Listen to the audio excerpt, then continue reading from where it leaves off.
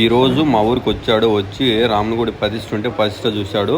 Health బాగాలేకుంటే అడిగాడు ఆరోగ్యశ్రీ ఏమన్నా ఉందంటే ఆయన చెప్తాడు ఆరోగ్యశ్రీ ఏం లేదన్నా అంతా శూన్యమే అయిపోయింది అంటే మన గవర్నమెంట్ వస్తే బిల్లులు అట్లే పెట్టుకో పాస్ చేద్దామని కొంచెం ఆర్థికంగా కొంచెం సాయం చేసి వెళ్ళిపోయాడు.